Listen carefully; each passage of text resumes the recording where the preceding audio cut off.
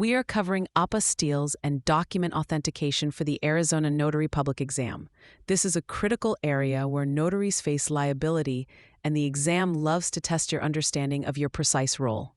An apostille is a specific certificate attached to a document to verify its authenticity for use in another country. It's only for countries that are part of the Hague Convention of 1961, which includes nations like Mexico, Japan, Germany, and most of Europe.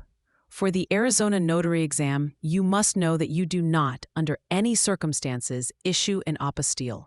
The Arizona Secretary of State is the only entity that can issue an apostille for a document notarized or issued in Arizona.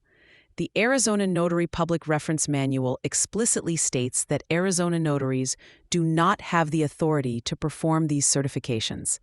Your job ends after you properly notarize the document. The exam will try to trick you with a scenario.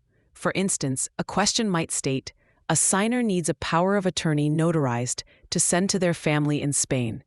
After you complete the notarization, the signer asks you for an apostille. What is your next step? The correct answer is to return the notarized document and direct the signer to the Arizona Secretary of State's office.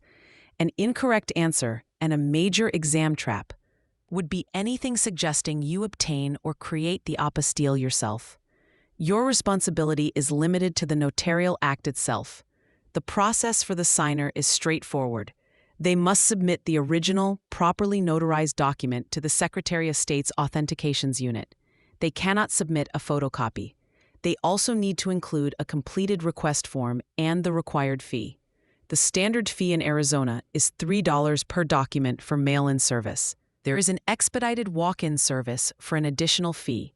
A key point from Arizona Revised Statutes Section 41-325 is that an apostille is the accepted evidence of authenticity for documents sent to Hague Convention nations.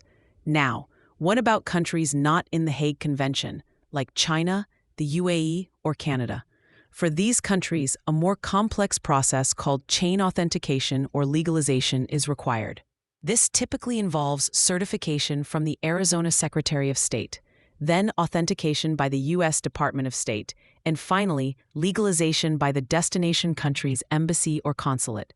While you don't need to memorize every step of chain authentication for the exam, you must know it's the required process for non-Hague countries and that it's different from an apostille. Here is a memorable phrase to keep this straight. Your stamp stops here. The Secretary of State takes it from there. This reminds you that your role is strictly the notarization. You are the first link in the chain, but you do not manage the chain. The signer is responsible for taking the document to the next step, which is always the Secretary of State for any foreign-bound document authentication. For free practice questions, AI-powered explanations, and more exam prep tools, visit openexamprep.com. That's openexamprep, all one word, .com.